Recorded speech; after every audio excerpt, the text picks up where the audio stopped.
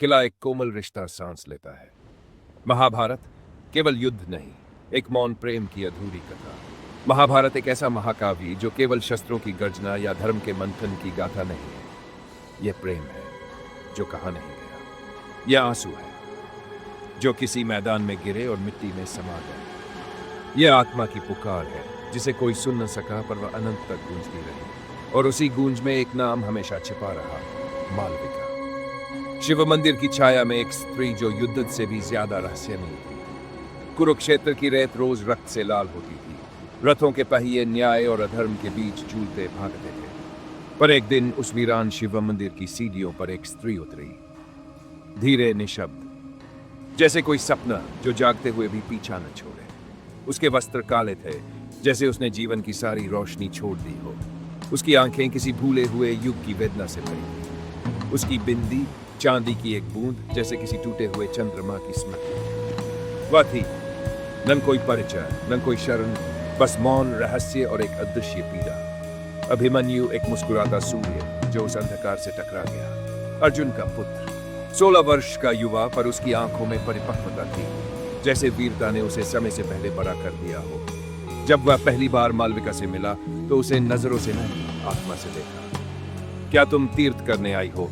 उसका स्वर हल्का था पर भीतर से कांपता हुआ।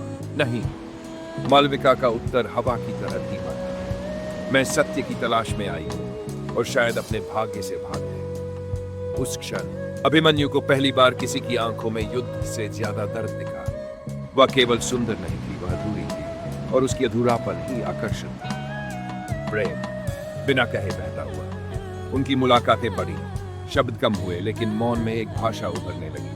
अभिमन्यु को वो सब महसूस होने लगा जिसे कभी उसने जाना ही नहीं था। मालविका उसकी डाल नहीं बनी, न उसका स्वप्न। वह उसकी परछाई बन गई, हर पल साथ रहने वाली, लेकिन कभी न पकड़ी जाने वाली। अभिमन्यु चाहता था कह दे, मैं तुमसे प्रेम करता हूं, पर हर बार मालविका की आंखें उसे रोक देती। उन आंखों में एक ऐसी कहानी थी जो अधूरी थी और अधूरी ही रहनी थी। चक्रव्यूह का रहस्य, एक प्रेम जो अपना नाम नहीं जानता था।